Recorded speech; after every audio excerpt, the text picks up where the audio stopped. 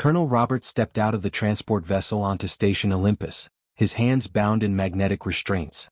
The cold metal bit into his wrists as guards pushed him forward through the docking bay. His mind was sharp despite the exhaustion. The charges against him were fabricated.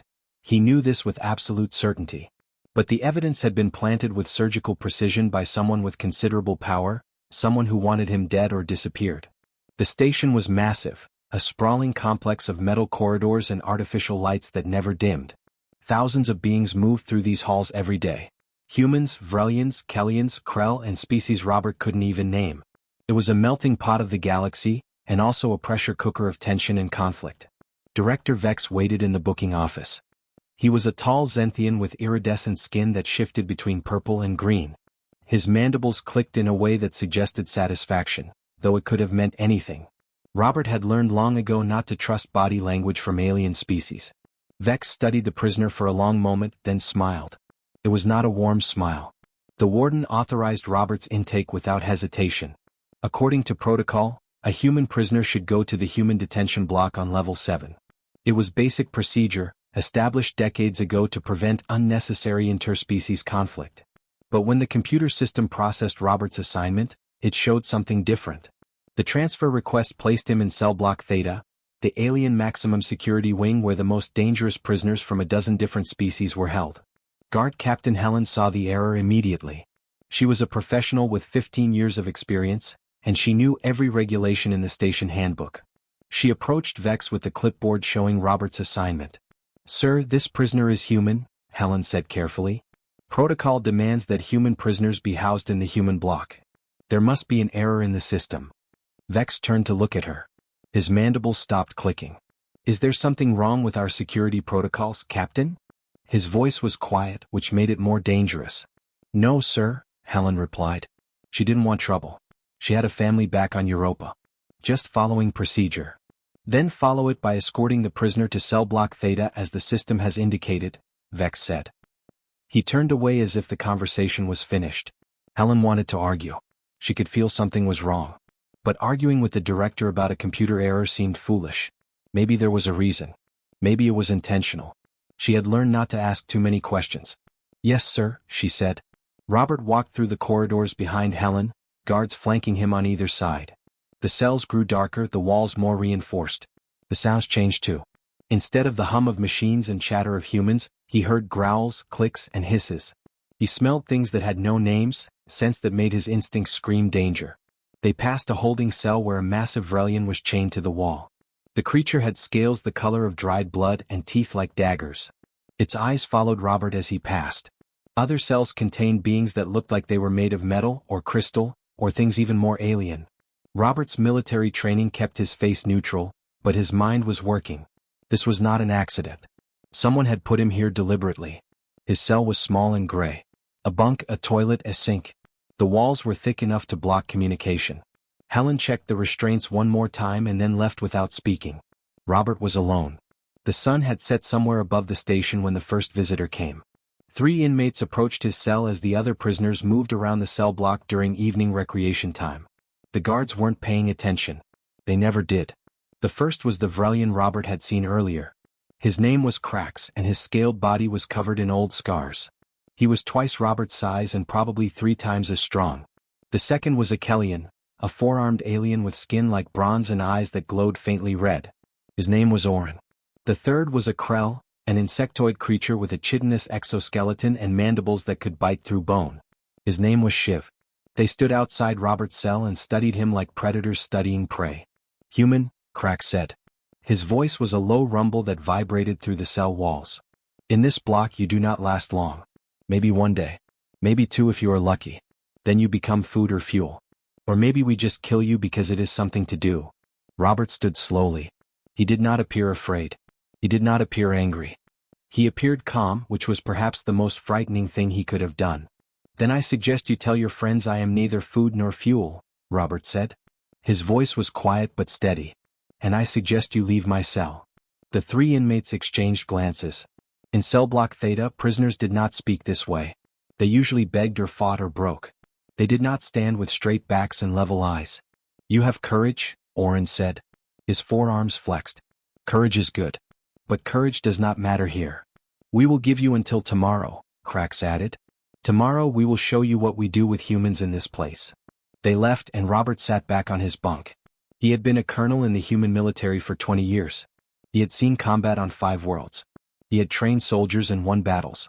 But he had never been in a place like this. The air itself seemed toxic with danger and desperation. He thought about how he had gotten here. The charges were espionage and treason. He had been accused of selling military secrets to the Kellyan Collective. It was completely false. Someone had framed him, and that someone had made sure he ended up in this place. In Cell Block Theta. Surrounded by species that had good reasons to hate humans. As Robert lay in the darkness, he heard the sounds of the cell block around him. Fights breaking out. Creatures screaming. Guards shooting stun weapons. This was the hell of Station Olympus. And somehow he had to survive it. The attack came in the middle of the night. Robert was sleeping when the cell door slid open with a soft hiss. He had been expecting this. He was awake before his eyes opened, his body already moving into a defensive position on the bunk. 3 shadows filled the doorway. Krax, Orin and Shiv. They had returned, and this time they were not here to talk. Krax moved first. The massive Vrelian charged into the cell with his fist raised high, ready to crush Robert's skull. His attack was powerful, but it was also obvious. There was no technique, only raw strength. Robert had faced creatures like this before. He slid sideways off the bunk, letting the Vrelian's fist smash into the wall where his head had been just moments before. The impact cracked the metal. Krax roared with anger and swung around, but Robert was already moving. The colonel grabbed Krax's massive arm and used the creature's own momentum against him. Years of military training kicked in automatically. Robert twisted his body, pivoted on his heel, and drove the Vrelian into the cell wall with controlled precision. The impact was hard enough to knock the wind from Krax's lungs, but not hard enough to break bones. It was a carefully measured response. Robert was not trying to kill. He was trying to communicate something far more important than simple violence. He was trying to show discipline. Orin attacked from the side. The Kellyan's 4 arms reached out to grab Robert, trying to trap him in a grip that would crush his ribs. But Robert ducked under the first 2 arms and spun low. He caught one of Orin's legs and used it to lever the creature off balance. The Kellyan fell hard, the wind knocked from him as he hit the ground. His bronze skin flashed with anger, but he could not move quickly enough. Robert was already moving to face the 3rd attacker. Shiv came at him with mandibles open wide, ready to snap off pieces of flesh. The Krell warrior clicked and hissed, moving with the speed that insectoid creatures possessed. Robert stepped into the attack instead of away from it. He caught the Krell by the shoulders and pivoted, using the creature's own forward momentum to send it sliding across the cell floor in a controlled fall. Shiv crashed into the far wall, stunned and gasping. All 3 attackers lay on the ground now, breathing heavily. They were shocked. They had expected the human to die. Instead, they found themselves defeated by someone who moved with precision and purpose. Robert stood in the center of the cell, not even breathing hard. His military training had served him well. But more importantly, his restraint had sent a message that violence alone could never convey. "I do not want this," Robert said quietly. His voice was calm and measured. "But I will not break. Remember that." The 3 inmates lay stunned as guards appeared at the cell door. They had been monitoring on cameras. The fight was already over, so they simply watched as Krax, Orin, and Shiv slowly got to their feet and limped back out to the cell block. No one spoke. No one made a report. In Cell Block Theta, such fights happen all the time. Word spread through the block faster than light travels between stars. A human had beaten 3 experienced warriors without killing them. More importantly, he had done it with technique, not rage. Not desperation. Technique and control. The prisoners began to watch Robert differently. They began to respect him. Over the next 2 weeks, other inmates tested him. A large silicate entity that was made of crystalline material attacked him in the exercise yard. Robert moved like water, redirecting the creature's charges and sending it crashing harmlessly into the ground. A pair of Zarian twins tried to corner him in the cafeteria. Robert disarmed them both with moves so smooth it looked like dancing. Each time he emerged without serious injury. Each time he showed his opponents respect instead of humiliation. He did not steal from them after defeating them. He did not mock their weakness. He did not disrespect their honor even though he could have. This was unusual. In Cell Block Theta, the strong ruled absolutely. They took what they wanted. They humiliated the weak. But Robert was doing something different. He was strong, but he was using his strength with purpose. The inmates began to understand that he was not their enemy. He He was something else entirely. One evening, an older Vrelian named Torvik approached him in the common area. His scales were weathered and scarred from countless battles. He had been imprisoned for 7 years, and his eyes carried the weight of survival. He moved slowly, and Robert noticed that the other prisoners gave him space. Torvik was someone important. "You fight like a leader," Torvik said. His voice was old but still strong. "Where I come from, leaders unite their tribes. They lead warriors into battle. But you, human, you unite across species. I have not seen this before. Why do you do this thing?" Robert considered the question carefully. He knew that his answer mattered. "Because strength without unity is just noise," he said finally. "It means nothing. But together, all of us, we are stronger. Much stronger." Torvik's mouth stretched into what might have been a smile. It was hard to tell with Vrelian expressions. "You are wise for one so young. Listen to me, human. Director Vex, he has been killing inmates, making it look like accidents. Fights gone wrong. Medical failures. Prisoners die every week and the guards write it down as natural causes. But we know the truth. Vex takes bribes from outside interests. When prisoners become inconvenient, when they know too much or become problems, they disappear." Robert felt something shift in his chest. "How many?" he asked. 17 confirmed dead," Torvik said. 30 more suspected. Maybe more. The records are hidden, but the bodies are real." Robert nodded slowly. He had been wondering why he was placed in this cell block. Now he was beginning to understand. He had not come here looking for this fight. But perhaps someone had placed him here expecting him to die. Perhaps the corruption ran deeper than anyone knew. Perhaps there was a reason for everything. "What do we do?" Robert asked. Torvik smiled again. "We do what humans do when the system fails. We fight back. But this time we fight together." Robert knew that forming an alliance in Cell Block Theta would be dangerous. If Director Vex discovered what they were planning, everyone involved would die. But Torvik was right. They had to act. The murders had to stop. The corruption had to be exposed. On a cold evening, when the other prisoners were focused on their own activities, Robert called a meeting in the exercise yard. Torvik helped him arrange it carefully, speaking quietly to inmates from different species, making sure each one understood the importance of attending. The gathering happened near the exercise equipment, where the guards rarely paid close attention. Representatives from every major species in Cell Block Theta arrived slowly, one by one. Krax came, his scarred face serious. Orin arrived with his 4 arms folded across his chest. Shiv the Krell warrior clicked softly as he took his position. A silicate entity that communicated through harmonic resonance hummed quietly. A Zarian trader named Vex, no relation to the director though the coincidence of the name was strange, stood with his reptilian eyes alert. There were others too. A Kellian engineer named Pelch. A Krell medical worker named Shiv. A 4-armed being called Marin who worked in the administrative sections. Robert looked at them all and felt the weight of what he was about to say. These were dangerous prisoners. They were locked up for reasons. Some had committed terrible crimes. Some were political enemies of powerful governments. Some were simply victims of circumstance. But right now they were united by one thing: they wanted to survive. "Director Vex is using this prison to eliminate his enemies," Robert began. His voice was calm and clear. "He takes payment from outside interests. When someone becomes inconvenient, when they know too much or pose a threat, he has them killed. The records are falsified. The guards either do not care or do not know. Either way, the murders continue." "Why should we believe you?" Orin asked. His red eyes glowed with suspicion. "You are human. You could be working with Vex. You could be here to spy on us, to gather information so he can kill us all." "Because I was planted here," Robert replied. "Someone powerful wanted me dead or disappeared. They arranged my arrest on false charges. They made sure I was placed in this cell block instead of the human block. They were counting on one of you killing me. But I did not die. And now I know something that Vex does not want known. I am useful to him only if I am dead. So why would I work with him? What would I gain?" Torvik stepped forward, his old scales catching the light. "I am with the human," he said. "My brother died here 6 months ago. The official report said heart failure. He was 23 years old. He was stronger than all of you. He was not sick. He was murdered." The gathered prisoners fell silent. Everyone in Cell Block Theta had lost someone. Everyone had a story of a death that did not quite make sense. A friend who disappeared.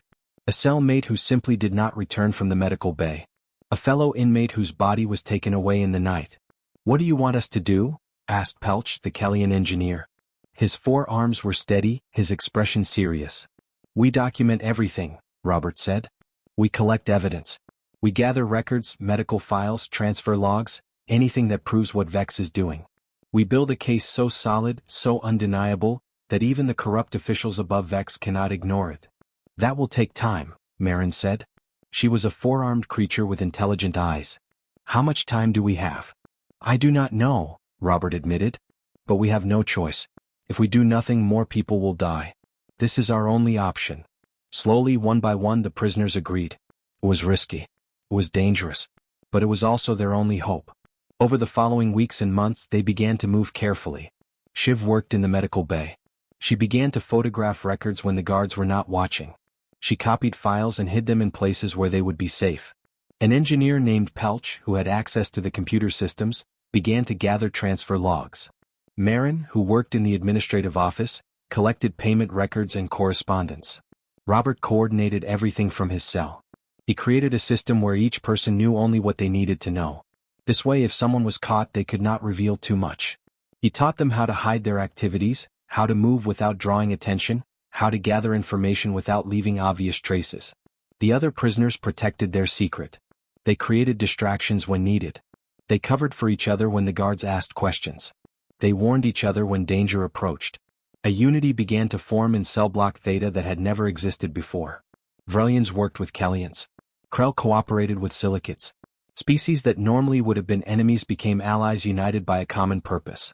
Guard Captain Helen began to notice something was different in cell block Theta. The violence had decreased. The atmosphere had changed. Instead of constant fighting and chaos, there was an eerie calm.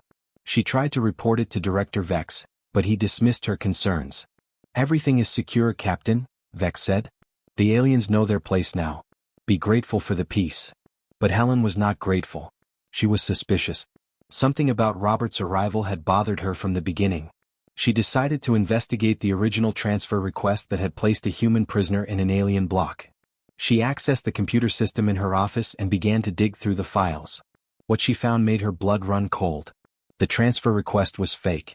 Someone had entered it manually. Someone with high security clearance. Someone like Director Vex. Helen realized that something terrible was happening at Station Olympus. She did not know what, but she knew she needed to find out. She began her own investigation, quietly gathering information, following leads, asking careful questions. She was a guard, trained to maintain order. But she was also a human being with a conscience. And her conscience was telling her that something needed to be done. In cell block Theta, Robert and his alliance continued their work. Day by day, piece by piece, they built their case. They did not know that Helen was investigating. They did not know that their actions were about to change everything. 7 months had passed since Robert first arrived at Station Olympus. 7 months of careful planning, of gathering evidence, of building an alliance that crossed species lines. The encrypted data files were now filled with undeniable proof. Falsified autopsy reports showing poisoning where heart attacks were officially recorded. Transfer logs showing inmates sold to off-world interests for profit. Payment records linking Director Vex to criminal organizations across 3 different star systems. Medical records that did not match the official causes of death. Everything they needed was documented, organized, and ready. Robert knew that timing was everything. They had to move at the right moment, when the evidence could be released before Vex could destroy it. He had studied the guard schedules, the shift changes, the routines of the station. At 0600 hours, during the morning shift change, half the security force would be in transition. The director would be in his office reviewing reports as he did every morning. It was the perfect window. Robert made his decision. He gave the signal at dawn. Pelch, the Kellian engineer, was waiting in the computer room on level 3. He had been planning this moment for months.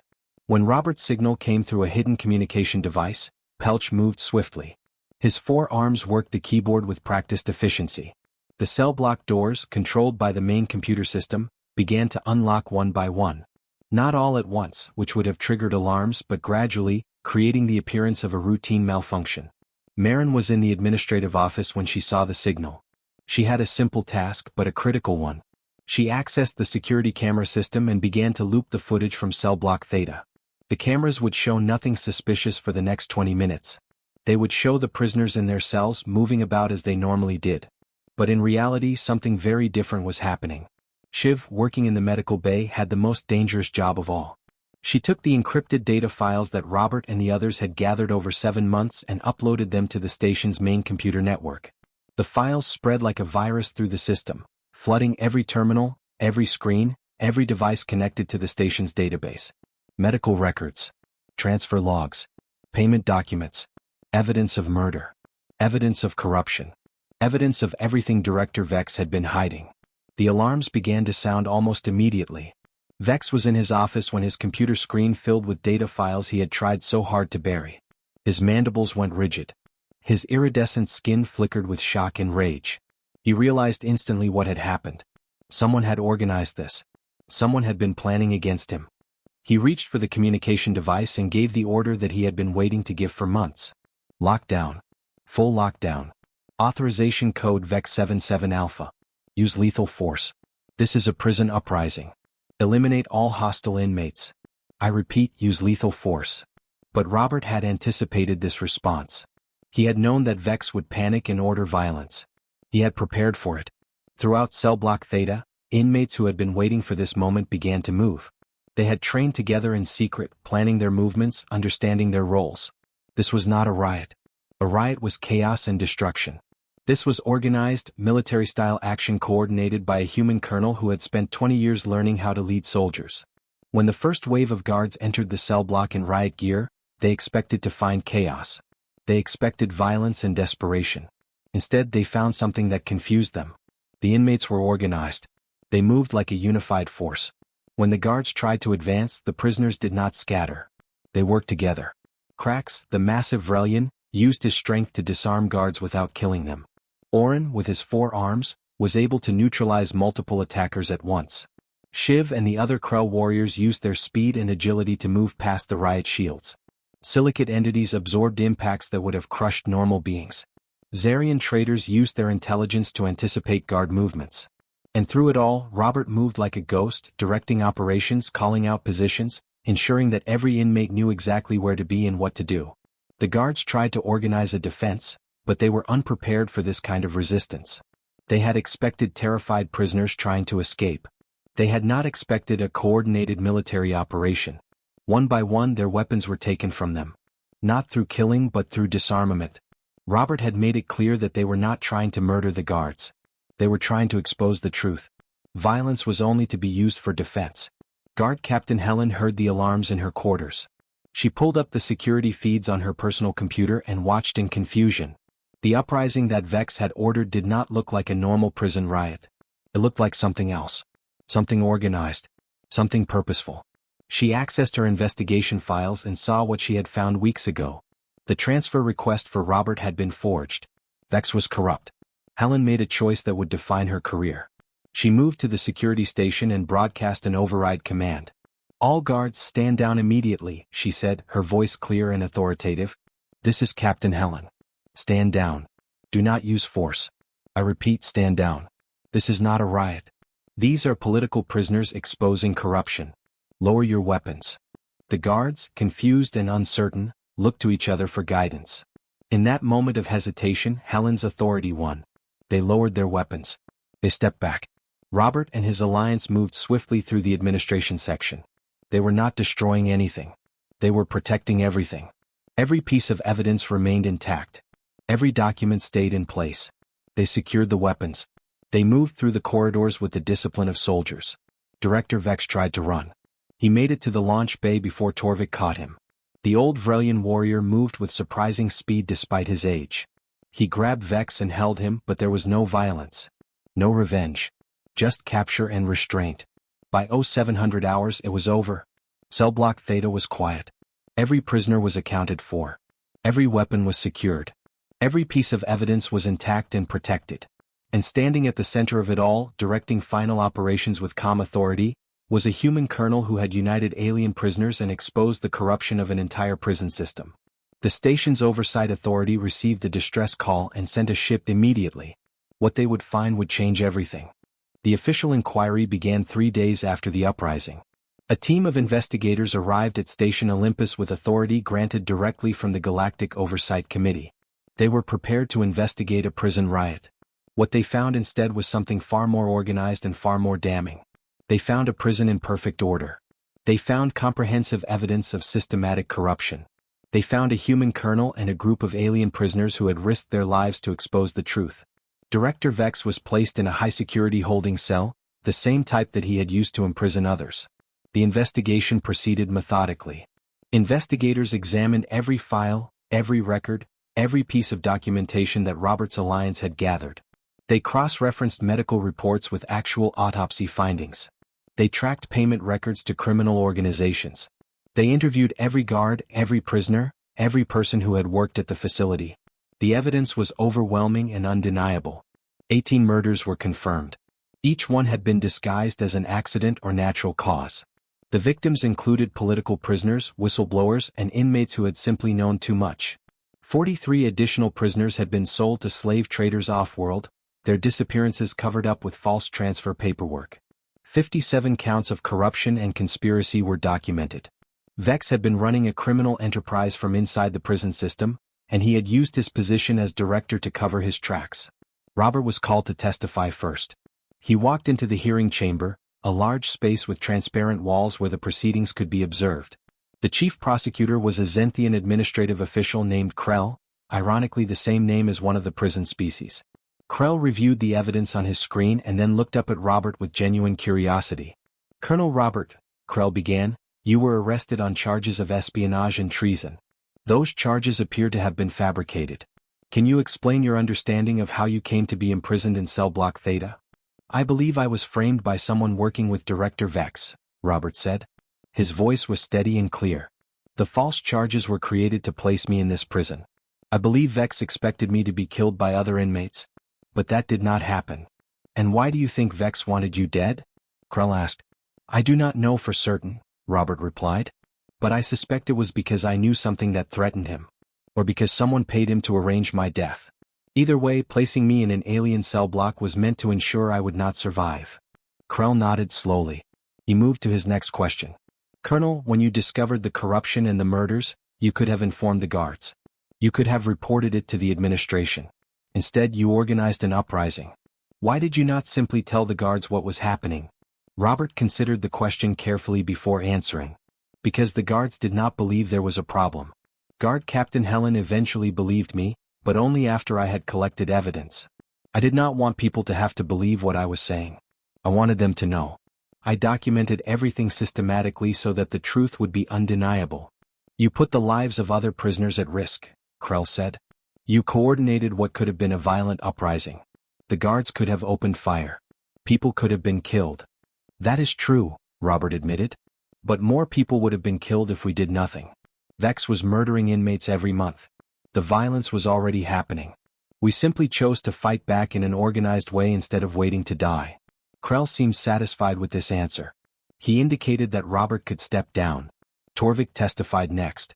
The old Vrelian warrior moved slowly but with dignity. He described the murders, the falsified records, the deaths that made no sense.